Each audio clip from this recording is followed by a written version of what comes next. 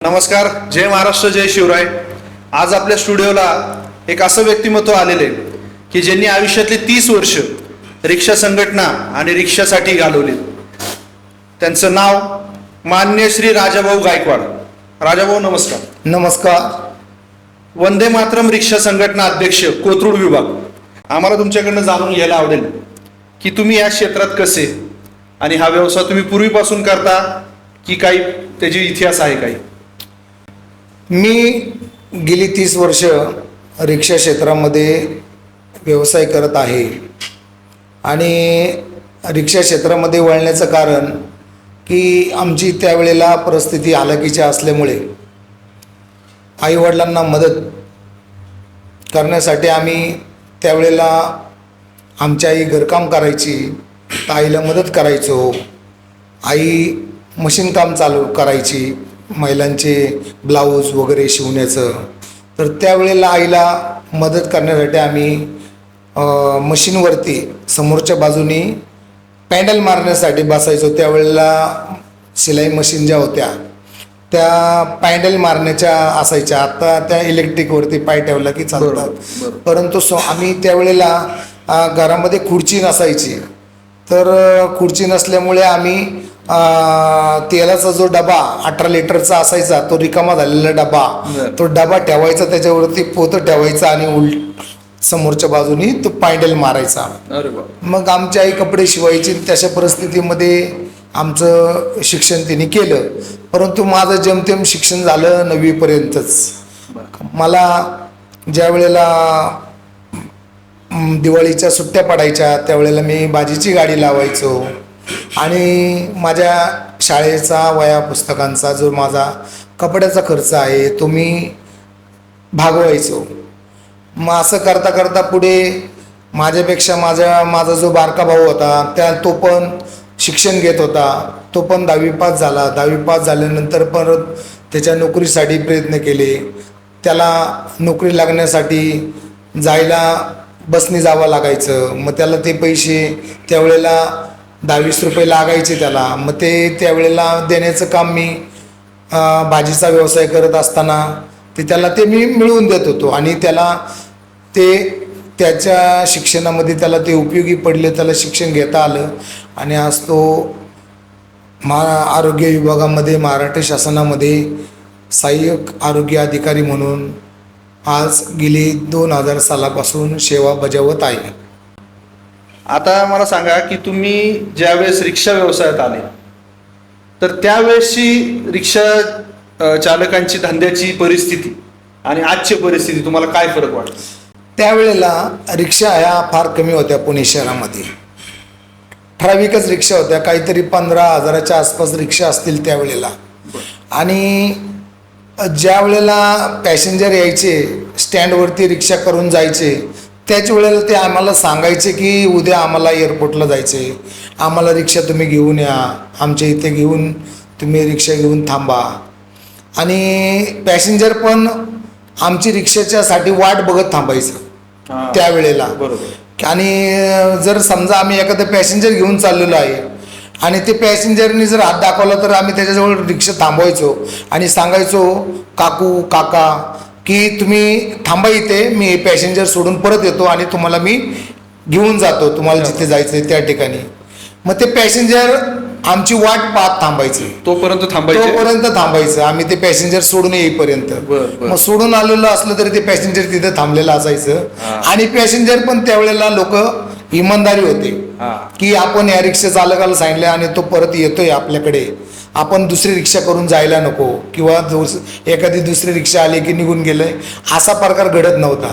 ते पॅसेंजर विश्वासाने आपल्याला शब्द दिल्याप्रमाणे ते त्या ठिकाणी थांबायचं आणि आम्ही त्या पॅसेंजरला ड्रॉप करायचो पिकअप करून.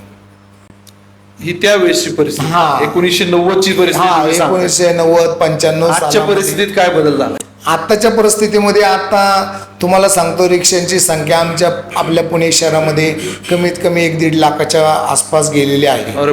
आणि इतकी रिक्षाची संख्या वाढलेली आहे तर ते रिक्षाला आता जर एखाद्या पॅसेंजरने हात दाखवला तर त्याच्या शेजारी 4 रिक्षावाले उभे राहतात की तो कधी नाही म्हणतोय हा. आणि आम्ही कधी घेऊन जातोय. आज ती परिस्थिती निर्माण झालेली आहे. आता Competition. स्पर्धा हा. प्रत्येक रिक्षावाल्याला वाटतं की आता मला पॅसेंजर मिळायला पाहिजे. बरोबर. परंतु रिक्षा भरपूर असल्यामुळं पॅसेंजर एक असते आणि 10 रिक्षा असतात, अशी परिस्थिती निर्माण झालेली आहे आजच्या जगात. पण आम्ही असं पण ऐकलंय की पूर्वी रिक्षाचा व्यवसाय करून लोकांनी घरं दारं बनवली, मुलांची शिक्षणं केली. मग ते आजच्या परिस्थितीत शक्य आहे का?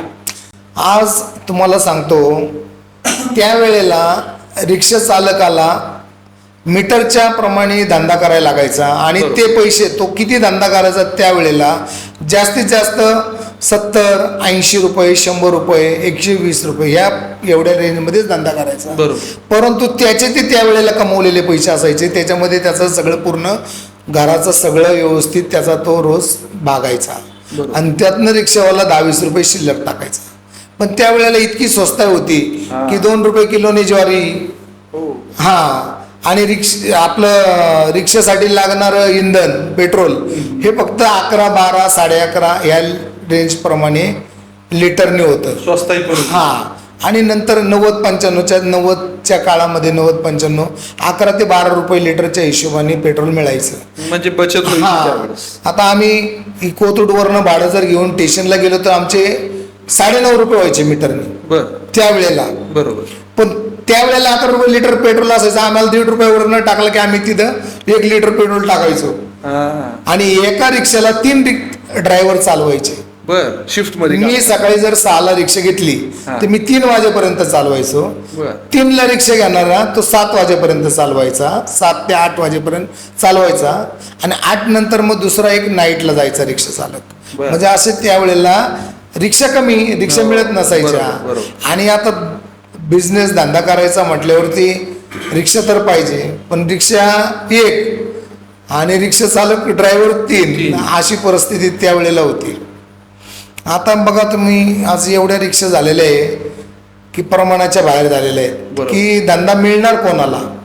आणि एवढ्या महागाईमुळे रिक्षाच्या आज ह्याच्यावरती आपण शक्य नाही. 400-500 रुपये, 500-700 रुपये करतोय, परंतु ते 700 रुपये सुद्धा आजच्या घडीला ते संध्याकाळी, आज दिवसभर कमवलेले संध्याकाळी शिल्लक राहत नाहीये. बरोबर. आज रिक्षाची शिप आहे 200 रुपये. हो. 200 रुपये रिक्षाची शिप जाते. गॅसचा आहे कमीत कमी त्याला 200 ते 250 रुपये गॅसला दिवसभरासाठी लागतात. बरोबर. मग त्याचे गेले 450 ते 500 रुपये त्याचा स्वतःचा वैयक्तिक चहा पाण्याचा खर्च 50 रुपये. आज चहाच्या दुकानात गेलो आपण टपरीवरती तर 10 रुपयाला चहा मिळतो आणि त्याला ते जर 500 रुपये गेले तर त्यांनी जर 700 रुपये धंदा केला तर त्याच्या खिशात तर उरले किती? बरोबर. 200 रुपये. मग 200 रुपयामध्ये त्याचा घर खर्च चालणार का? अगदी बरोबर. त्याची जर बायका मुलं असतील, त्याचा घर खर्च त्याला काय लागणार नाही, सगळ्या गोष्टी लागतात. सर, मग त्या 200 रुपयामध्ये भागू शकत नाही. मग अशा वेळेस जे आता नवीन ऍप आलेत, ओला, उबेर, यांचा तुम्हाला लोकांना फायदा झालाय की काय त्रास झालाय? आता ओला उबेर आल्यामुळं काय झालं, पूर्वी रिक्षा स्टँडला पॅसेंजर यायचं. बरोबर. रिक्षा स्टँडला येऊन रिक्षा करायचे पॅसेंजर लोक आणि रिक्षाने मीटरवरती जायचे. अगदी बरोबर. परंतु आता अशी परिस्थिती झालेली आहे की लोकांना दारात रिक्षा येते. ओला, उबेर, रॅपिडो हे ॲप बुक केले की डायरेक्ट रिक्षा त्यांच्या दारापर्यंत जाते. अगदी बरोबर. त्यामुळं रिक्षा स्टँडवरती पॅसेंजर येत नाही. ठराविकच लोक येतात की ज्यांच्याकडं ओला उबेरचा ॲप नाही आहे, असे लोकच फक्त रिक्षा स्टँडवरती येतात आणि रिक्षा करून जातात. त्यांच्यावरतीच आज रिक्षा स्टँडचा धंदा चालू आहे.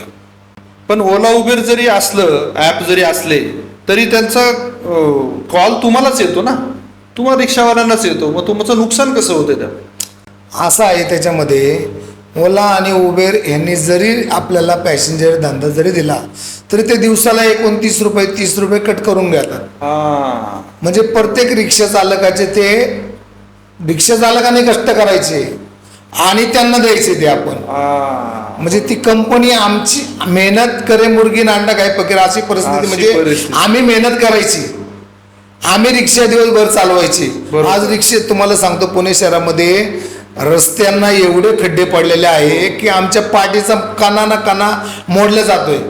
आज रात्री आम्हाला झोपायला झोप लागत नाही अशी परिस्थिती आहे की दिवसभर आपण रिक्षा चालवतो, मेहनत करतो खड्ड्यांमध्ये, परंतु हे ओला उबेर हे सगळे लोक आराम के साथ पैसे कमवतात. ह्यांना आयते पैसे येतात आणि ते पैसे कमवून रिकामे होतात, परंतु आम्ही कष्ट करून सुद्धा आमचं घर चालत नाही. म्हणजे रॅपिडो म्हणून जे नवीन ॲप आहे त्याचा तुम्हाला त्रास झालेला आहे आणि तुम्ही सगळ्या संघटनांनी मिळून त्याच्या विरोधात आवाज पण उठवला होता, पण त्याचा काही झालं का? ते समस्या दूर झाली का कसं? ते एक तात्पुरतं आश्वासन देतात बर की आम्ही बंद करू किंवा बंद केलंय, परंतु काही बंद होत नाही, आहे तसं चालू आहे. रिक्षा चालकाला पण त्याचं पोट भरण्याचं पडलेलं असतंय. बरोबर. तो एक वेळेला जाईन उपोषणाला, आंदोलनाला, खरंय. परत तो ते करू शकत नाही. एक रिक्षा संघटनेचे ज्या संघटना आहेत, आता रिक्षाच्या संघटना अनेक आहेत, बरोबर. कमीत कमी पुणे शहरामध्ये 30 ते 35 संघटना निर्माण झालेल्या आहेत बरोबर. रिक्षांच्या. आता प्रत्येक जणांनी रिक्षाचं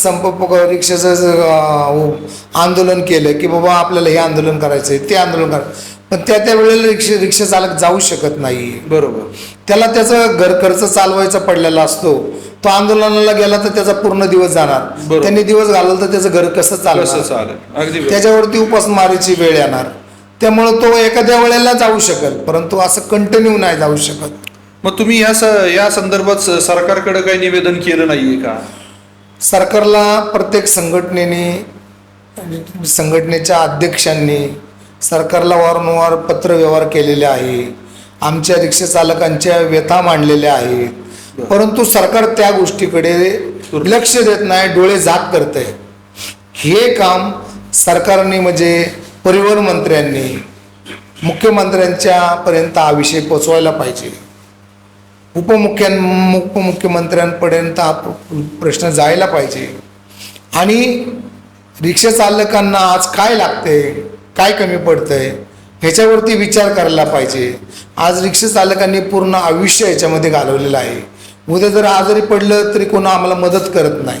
बरोबर. रिक्षा चालकांना मदत न केल्यामुळं असे रिक्षा चालक अनेक जण दगावलेले आहेत की त्यांना वेळेला मदत मिळालेली नाही, वेळेला उपचार मिळलेले नाही आहेत. आमच्या चॅनल मार्फत हे नक्कीच आम्ही सरकारपर्यंत पोहोचवायचा प्रयत्न करू, त्यातनं काही चांगलं निघू अशी आशा करतो. रात्रीच्या वेळेस व्यवसाय करताना तुम्हाला काय समस्या येतात? आता रात्रीच्या वेळेला आम्ही रिक्षावरती जर गेलो, रात्रपाळीला जे रिक्षा चालवतात, तर त्यावेळेला असे पण अनुभव येतात की पॅसेंजर लोक घेऊन जातात लांब आउटसाईडला, त्या ठिकाणी रिक्षाने गेल्यानंतर पैसे देत नाही. अनेक वेळेला काही पॅसेंजर लोक निघून जातात, दमदाटी करतात, इतके पैसे कसे झाले. अरे बा. मग त्यावेळेला मग रिक्षा चालकाचे आणि पॅसेंजरचे वादविवाद होतात. तर त्यावेळेला पण रिक्षा चालकांनी मीटरप्रमाणे पैसे द्यायला पाहिजे, जे मीटरला झालेले आहेत. रात्रीच्या वेळेला हाफ डाऊन मीटर चालू असतो. अच्छा. मग रात्रीचं 1.5पटचं जे भाडं असतं ते रिक्षा चालकाला द्यायला पाहिजे पॅसेंजरने.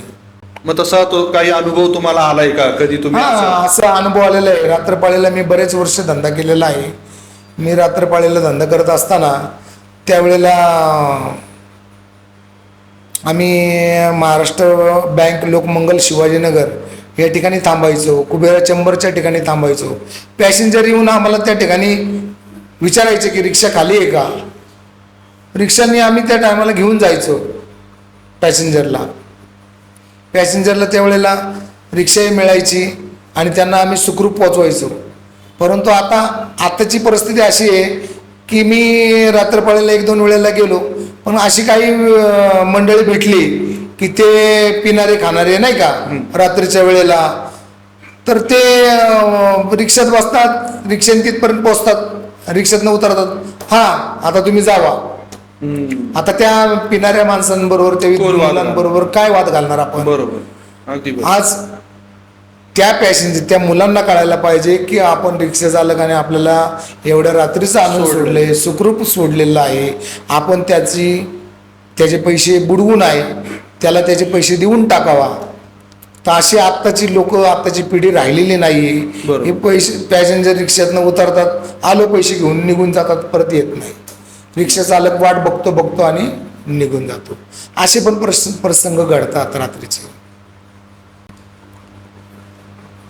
आता रिक्षा व्यवसाय करता करता आत्ताची परिस्थितीबद्दल मी बोलतोय की तुमच्या घराचं घर खर्च किंवा मुलांची शिक्षण हे जर पूर्ण होत नसतील तर तुम्ही काही जोडधंदा करता का, किंवा त्या असं काही उत्पन्नाचं वेगळं साधन आहे का की जेणेकरून तुमचं सगळ्या गोष्टी पूर्ण होतील? आता सध्या तर रिक्षा चालकाला दिवसभर रिक्षा चालवून त्याला जोडधंदा करायचं जमत नाही. काही ठराविक लोक आहे की ते जोडधंदा करतात, बरं, की जसं बाबा ते रिक्षा चालवून सुद्धा कंपनीमध्ये कामाला जाणे, बर कंपनीमध्ये काम करणे, ही आता कमीत कमी पुणे शहरामध्ये 40-50 हजार तरी अशी लोक असतील की ते कामधंदा करतात कंपनीमध्ये, बर आणि ते करून सुद्धा त्यांच्याकडे रिक्षा आहेत. अच्छा, अशी पण काही लोक आहेत. बर बर परंतु ज्याचं रिक्षावरतीच आहे हो किंवा तो रिक्षा तो जोडधंदा नाही करू शकत, बरोबर. त्याला त्याची रिक्षा चालवण्यात त्याचा तो दिवस जातो, त्यामुळे त्याला वेळ मिळत नाही जोडधंदा करायला. दिवसभर थकून पण जात हा. असेल, दुसरं करण्याचं काही ताकद पण राहत नाही. बरोबर, मग त्यामुळे तो काय करू शकणार, दिवसभर रिक्षा चालवणार हो. का तो जोडधंदा करणार. अगदी बरोबर. मला सांगा, एक माझा स्वतःचा अनुभव असा आलाय की बरेचसे रिक्षावाले छोटे भाडी नाकारतात की जवळच्या जवळ आहे त्यामुळे आम्ही नाही येणार, तुम्ही दुसरी रिक्षा बघा. आता असं झालेलं आहे की रिक्षा स्टँडवरती छोटा म्हणजे ज्याला जवळ जायचंय तो माणूस येतो आणि रिक्षा करतो, तो म्हणतो मला मीटरने जायचंय, बरोबर. बरोबर, तर त्यांनी असं केलेलं असतं पहिलं की त्यांनी ओला उबर बुक केलेले असते, पण तो बुक करतो. हा. परंतु त्याला ओला उबर जो रिक्षा चालक ओला उबेरचा ॲप घेऊन चालवतो, तर ओला उबेरला 46 रुपये 45 रुपये पहिले याला दाखवतात स्टार्टिंग. बरोबर, स्टार्टिंग. आणि त्याला जर जवळ जायचं तर तो जो ओला उबेरवाला आहे तो जात नाही, बरोबर, त्याला छोटं भाडं नको असतं, त्याला मोठी भाडी पाहिजे असतात. बरोबर. त्यामुळे तो छोट्या भाड्याकडे दुर्लक्ष करतो आणि ते भाडी वाचतात त्याला छोटी, तो ती उचलत नाही. मग ती लोक रिक्षा स्टँडला येतात, रिक्षा स्टँडला येऊन रिक्षा काढतात आणि म्हणतात आम्हाला मीटरवरती जायचंय. बरोबर. आता मीटरवरती जर त्याला 1.5 किलोमीटर जायचं तर त्याचे फक्त 25-30 रुपये होणार आहेत. बरोबर, मग त्याला 1.5 किलोमीटरला 30 रुपये पडतात आणि ओला उबेरला 46-45 रुपयांनी स्टार्टिंग होतं. बरोबर, मग त्याचा तो फायदा असतो, बरोबर, कोणाचा, पॅसेंजरचा. हो, त्यामुळे पॅसेंजर त्याच्या फायद्यासाठी स्टँडवरती येतात आणि ते स्टँडवरती आल्यावरती स्टँडच्या रिक्षा चालकांबरोबर वाद घालतो.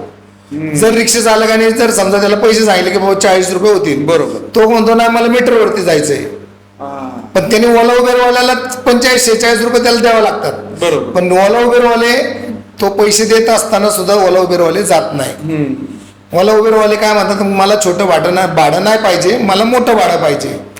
आणि त्यामुळे ते उचलत नाही छोटं भाडं आणि तो येतो स्टँडवर, आणि स्टँडवर आल्यावरती रिक्षा चालकांबरोबर वाद घालतो आणि तो मीटरने जायचा आग्रह धरतो. बरोबर, नाही तर मी RTO मध्ये तुमची कंप्लेंट करतो की तुम्ही मला भाडं नाकारलं, नेत नाही, हे नाही. बरोबर. मग त्या ठिकाणी रिक्षा चालकाला त्याला मीटरने न्यायला परवडत नाही. म्हणजे त्याला त्या ठिकाणी जरी तो गेला तर त्याला 30 रुपयामध्ये जायचं त्याने आणि सोडायचं आणि परत त्यांनी स्टँडवरती रिकामं यायचं. त्यांनी जर 1 तास थांबलेला असेल, 1.5 तास थांबलेला असेल तर त्याला 30 रुपये 27-28 रुपयाचं भाडं करून त्याला परवडणार आहे का? जर त्यांनी 27-28 रुपयाची दिवसभरामध्ये 10 भाडे केले तर त्याचे झाले 280 रुपये, 300 रुपये आले. मग 300 रुपयामध्ये तो शिफ्ट देणार 200 रुपये का त्याचं गॅसचं बघणार, काय करणार? रिक्षा चालकावरती आजच्या घडीला उपासमारीची वेळ आलेली आहे. रिक्षाचा धंदा हा डबघाईला आलेला आहे आणि आज ना उद्या रिक्षा चालक हप्त्याने बँकेकडनं कर्ज घेऊन रिक्षा घेतलेल्या आहेत, तर या रिक्षा परत बँकेला सुपूर्द करतील. आत्ताची ही कंडिशन आहे. त्याला हप्ता देण्यापुरते पैसे जमतच नाही ना. बरोबर, 7,000 7,500 रुपये त्याचा हप्ता असतो फायनान्सचा. हो. पण मग ह्या गोष्टीला जबाबदार तुम्ही ओला उबेर रॅपिडोला ठरवताल का काय, कसं? आता याच्यासाठी सरकारने रॅपिडो, ओला, उबेर ह्या ज्या कंपन्या ज्या चाललेल्या आहेत त्या याच्यावरती बंधनं घालायला पाहिजे. बर, मीटरवरती रिक्षा धंदा करण्यासाठी रिक्षा चालकांना सर्रास सरकारने आग्रह धरला पाहिजे की सगळ्यांनी आता मीटरवरती तुम्ही धंदा करा, आम्ही सगळ्या कंपन्या बंद करत आहोत. बरोबर. जर या सगळ्या कंपन्या जर बंद जर झाल्या तर प्रत्येकाला हा धंदा मिळेल, रिक्षा स्टँडला प्रत्येकाला भाडी मिळतील आणि प्रत्येकाचा रिक्षाचा व्यवसाय हा व्यवस्थित चालेल. आम्हाला एखादा तुमच्या एवढ्या 30 वर्षाच्या कालावधीतला एखादा चांगला अनुभव, एखादा वाईट अनुभव आमच्या प्रेक्षकांना शेअर करताल का? आता बघा, मी 30 वर्ष झाले रिक्षा लाईनमध्ये रिक्षा व्यवसाय करत असताना माझ्या रिक्षामध्ये अनेक वेळा लोकांच्या मौल्यवान वस्तू विसरल्या होत्या. बर. त्या मौल्यवान वस्तू विसरलेल्या मी अनेक वेळेला बऱ्याचशा पोलीस स्टेशनला परत केलेल्या आहेत. बर. लोकांचे खरेदीसाठी गेलेल्या वस्तू असतात, खरेदीला जातात लोक पुण्यामध्ये खरेदी करतात आणि ते काय करतात, आमच्या डिग्गीमध्येच ठेवतात.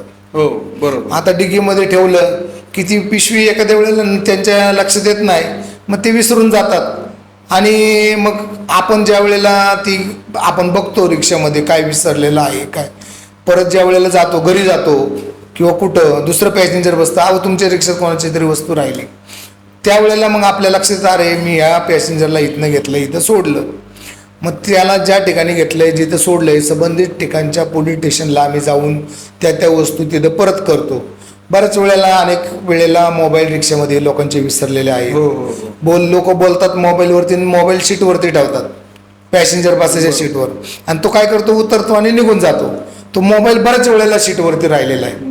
मग तो मोबाईल आम्ही काय करणार, आम्हाला त्या मोबाईलची काय आवश्यकता नसते. मग आम्ही तो मोबाईल घेतो आणि पोलीस स्टेशनला जमा करतो आणि ज्याचा असेल त्याला त्याचा तो कॉल येतो त्या मोबाईलवरती आला की ते पोलिसांना आम्ही सांगतो की बाबा हा ज्याचा मोबाईल आहे त्यांना द्या, किंवा आमच्याकडे असताना जर कॉल आला तर आम्ही सांगतो की हा माझ्याकडे आहे, तुम्ही कुठं असेल तिथं आम्ही आणून देतो. बरोबर.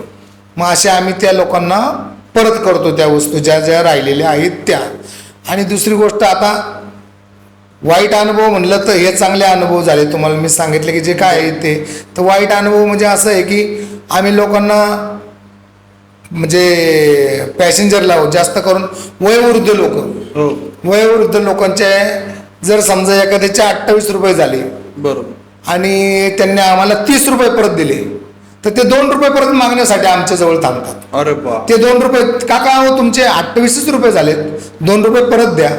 आता 2 रुपये जर आपल्या खिशामध्ये सुट्टे नसतील तर काय चिल्लर, तर त्यांना ते 2 रुपये परत द्यायला आमच्याकडे नसतात. मग त्यावेळेला ते काय बोलतात आम्हाला की हे रिक्षावाले सगळे असेच ना, 2 रुपये सुद्धा पुरत नाही आमचे. म्हणजे आम्ही त्यांना वयोवृद्ध असताना त्यांना आम्ही मदत करतो, त्यांना जागेपर्यंत सोडतो, त्यांचा आम्ही उलट चांगला आशीर्वाद घेण्याची अपेक्षा करतो. बरोबर. परंतु त्या आम्हाला आशीर्वाद देण्याच्या ऐवजी उलट ते 2 रुपयासाठी शाप देतात. बरोबर. की आमचे 2 रुपये तुम्ही परत नाही दिले. नाही, ते चुकीचं होतं. बरोबर. म्हणजे असे पण आम्हाला अनुभव येत आहेत. आम्हाला तुमचं आता जे मध्यंतरी कोरोनाचा वाईट काळ येऊन गेला, अख्ख्या जगासाठी तो वाईटच होता. तर या कोरोनाच्या काळामध्ये तुमचे रिक्षावाल्यांचे धंदे जे पूर्ण बंदच होते, जवळपास सगळे व्यवसायच बंद होते. तर व्यावसायिक दुकानदार जे असतात ते कसं तरी सस्टेन करून घेतात, कसं तरी तारून नेतात. पण आता तुमचं रोजचं हातावरचं पोट आहे. बरोबर आहे. तर तुम्ही तो 1 वर्ष कसं घालवलं तुम्ही ते 1 वर्ष?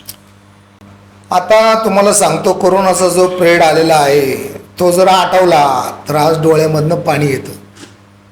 आजची परिस्थिती अशी आहे, तुम्हाला सांगतो की त्यावेळेला रिक्षा व्यवसाय पूर्णपणे बंद होता आणि पुणे शहर आणि संपूर्ण महाराष्ट्रामध्ये, देशामध्ये भीतीचं वातावरण तयार झालेलं होतं की आपण एकमेकांशी संवाद सुद्धा साधायचा नाही.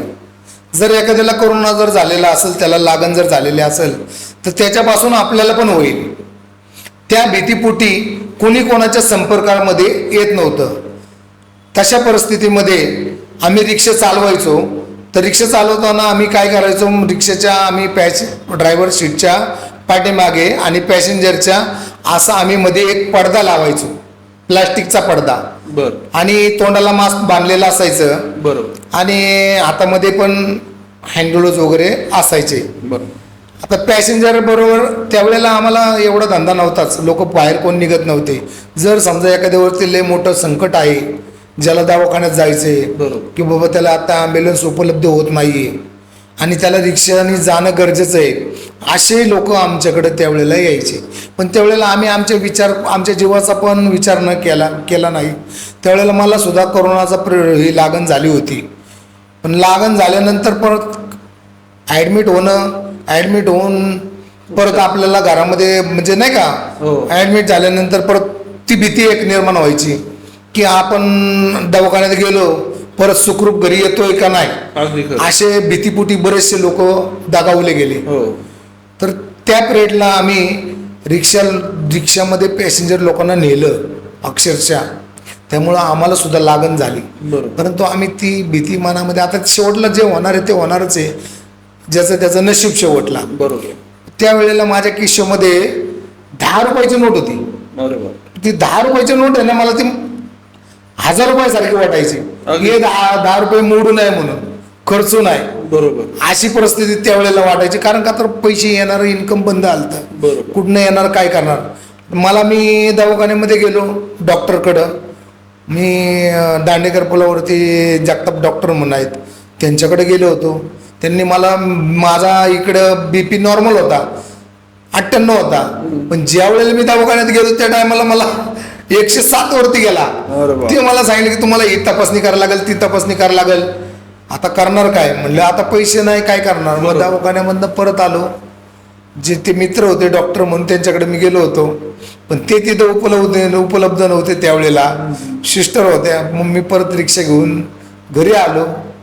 घरी आल्यानंतर मग म्हटलं पर्याय नाही. शेवटला मग आपल्या गोळ्या दवाखान्यातनं आणलेल्या त्या सनिक अल्बम गोळ्या नाही का ज्या होत्या, त्या तशा गोळ्या आम्ही त्या खाल्ल्या.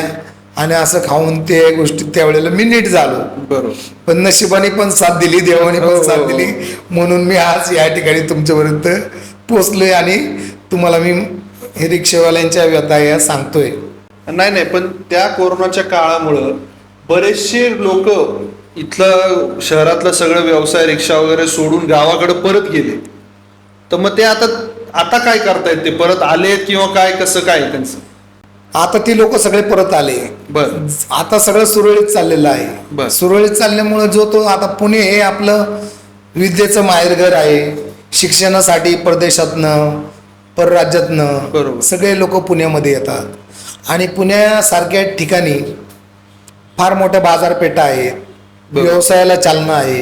त्यामुळे मोठे मोठे व्यावसायिक सुद्धा परत पुण्यामध्ये यायला लागले. आणि पुण्यामध्ये राजस्थान असू द्या, आंध्र प्रदेश असू द्या, कर्नाटक असू द्या किंवा हरियाणा असू द्या, अशी हे जे राज्य आहेत, ह्या राज्यातले सर्रास लोक, गुजरात, ह्या राज्यातले लोक जास्त करून पुणे शहरामध्ये स्थायिक आहेत आणि या ठिकाणी ते व्यवसाय करतायत. त्यांना इथं 4 पैसे मिळतात आणि ते इथं कमवून त्यांच्या राज्यात, त्यांच्या गावाला जाऊन तिकडं घरं वगैरे सगळं त्यांनी व्यवस्थित सेटल झालेले आहेत. म्हणजे तो जो कोरोनाचा काळ होता, एक स्वप्न, भीतीदायी स्वप्न म्हणून विसरले सगळे म्हणायचं. आता लोक सगळे विसरलेले आहे. आता सगळे चांगले दिवस आलेले आहे. परंतु आमच्या रिक्षाला चांगले दिवस येण्यासाठी सरकारने आम्हाला रिक्षा चालकांसाठी एखादं महामंडळ स्थापन करावा की जेणेकरून जे वयस्कर वयोवृद्ध रिक्षा चालक झालेले आहेत, त्यांनी आत्तापर्यंत त्यांचं पूर्ण आयुष्य लोकांची सेवा करण्यात घालवलेलं आहे.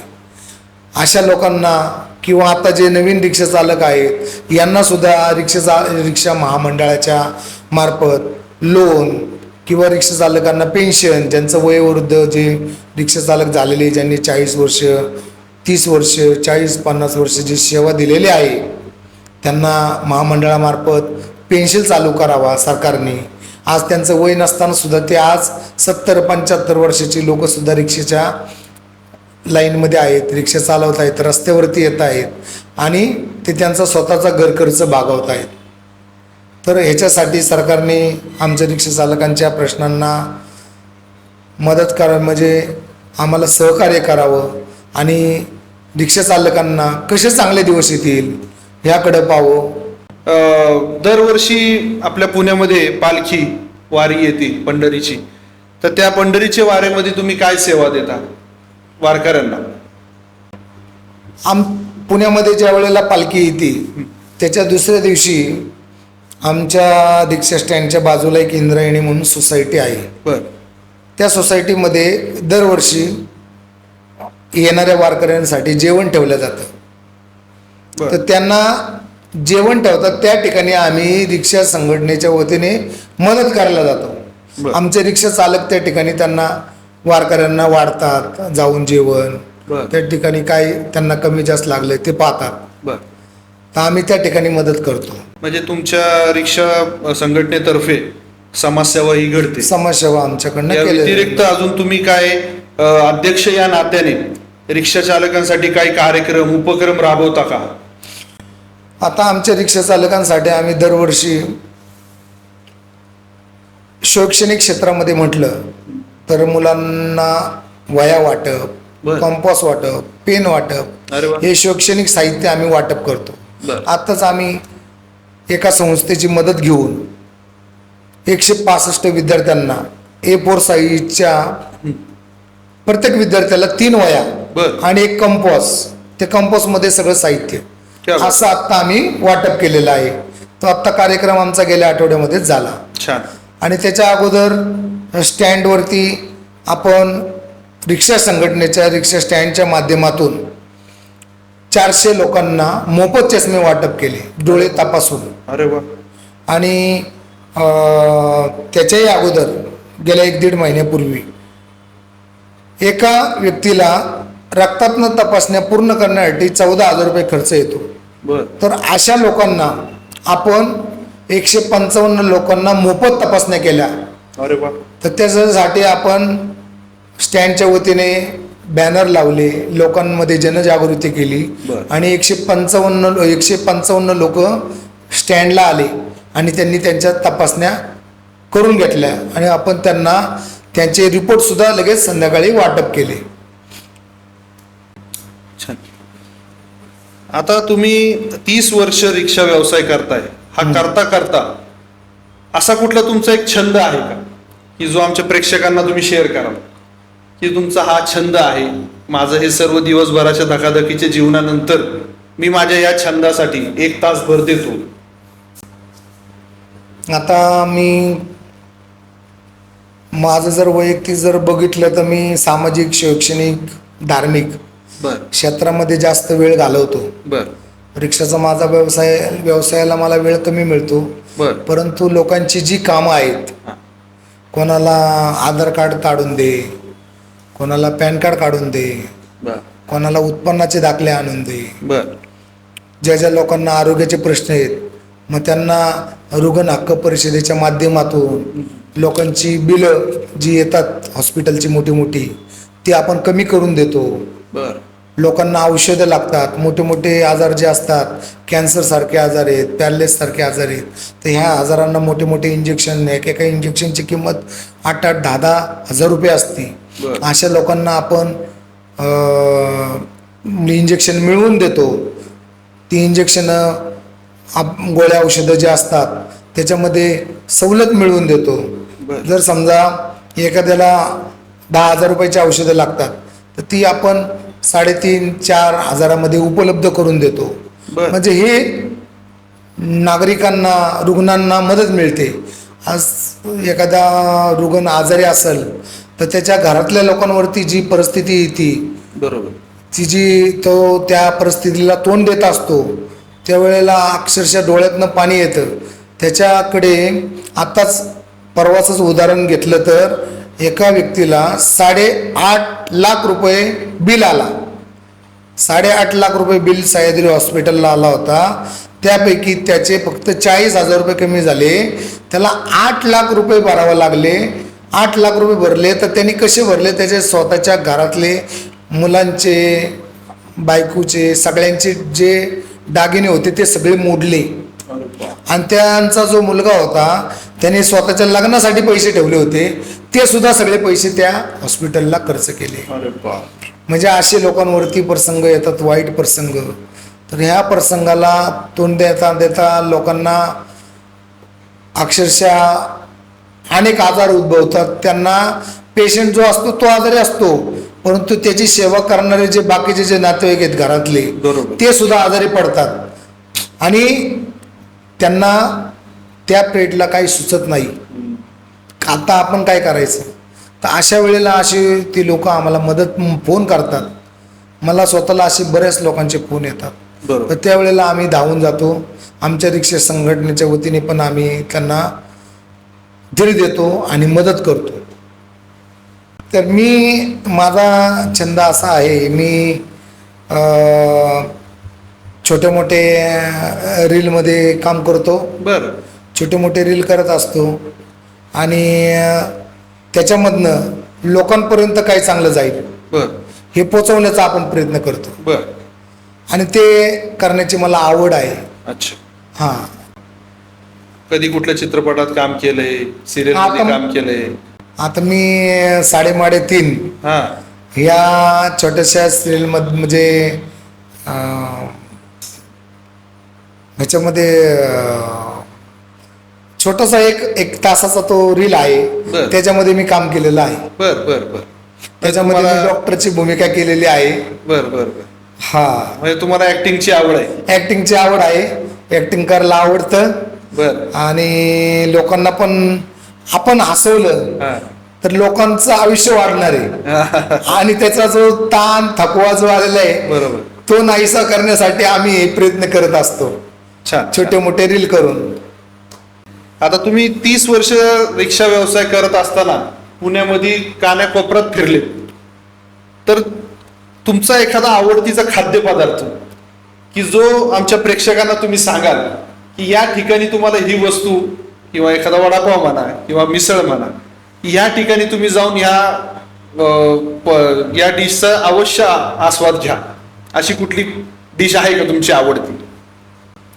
आता बघा तुम्हाला सांगतो, पुणे शहरामध्ये असे ठराविक ठिकाण होते पूर्वी बर की गुडलक हॉटेल. बर गुडलक हॉटेलला पूर्वी बघा छोटे सामोसे असायचे, बर मिनी सामोसे म्हणतात त्याला, बर ते किंवा गुडलकचा चहा. बर. गुडलक हॉटेलमधला जर चहा प्याला हा. तर दिवसभर चहा नाही प्याला तरी चालायचं. अरे वा. आणि मी तो गुडलक हॉटेलमध्ये आम्ही जाऊन तो चहा प्यायचो. बर. आणि तो चहा गुडलक हॉटेलचा अतिशय चवदार, हा. तसा चहा कुठे मिळत होता किंवा नाही, परंतु तो चहा अतिशय चांगला असायचा म्हणून आम्ही गुडलक हॉटेलला जाऊन चहा प्यायचो. आणि ताक आपल्या छत्रपती संभाजी महाराजांच्या पुतळ्याच्या बाजूला डेक्कनला बर एक छोटंसं हॉटेल आहे. बर तर तिथं एक ताक मिळतं, बर मट्टा. बर. तो अतिशय सुरेख आहे. अच्छा. हा, तो पिण्यासाठी मी आवर्जून त्या ठिकाणी थांबतो. बाकीचं काय मला हे दोन गोष्टी तुम्हाला हा. आवडतात, हा. म्हणजे आमच्या प्रेक्षकांनी अवश्य तिथं जावं. चहासाठी गुडलक हॉटेलमध्ये. आणि आता त्या हॉटेलचं मला नाव लक्षात येईना, पण छत्रपती संभाजी महाराजांच्या पुतळ्याच्या बाजूला डेक्कनला बर. ते पेपरवाल्याच्या बाजूला तिथे एक हॉटेल आहे अच्छा. छोटंसं. तर तिथं ते एक ताक मिळतं. बर. हा, ते प्रत्येकाने जर जाऊन पिलं तर अतिशय छान आहे. नक्कीच आमचे प्रेक्षक नक्कीच जातील. हा.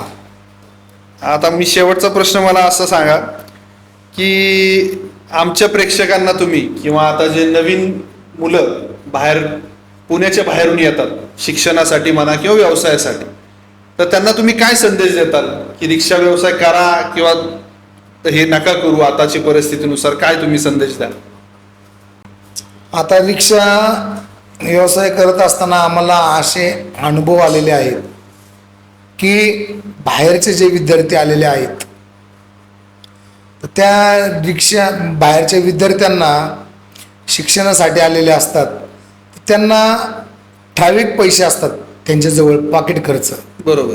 तर पुण्यामध्ये तुम्हाला सांगतो सगळ्या गोष्टी महाग असतात. खरंय. तर त्यांना ज्या वेळेला जेवण करायचं असतं तर त्यांनी ती मेस लावलेली असते. बरोबर. तर त्या मेसला त्यांना आहे ना जे अन्न मिळतं नाही का, जे काय जेवण मिळतं, तर त्यांना ते नाईलाजाने खावं लागतं. बरोबर. मुलांना, कारण का त्यांची परिस्थिती तशी असते. पर्यायच नसतो. खेडेगावची मुलं असतात, त्यांच्याकडे पैसे नसतात, बरोबर. तर त्यांना ते खावं लागतं आणि त्याच्यामध्ये त्यांना ते शिक्षण घ्यावं लागतं. बरोबर. तर त्या विद्यार्थ्यांनी शिक्षण घेत असताना त्यांनी ह्या सगळ्या गोष्टीचा विचार करायला पाहिजे की बाबा आपण पुणे शहरामध्ये शिक्षणासाठी आलेलो आहे, बरोबर. आपल्याला शिक्षण घेऊन मोठा अधिकारी व्हायचा आहे. बरोबर. UPSC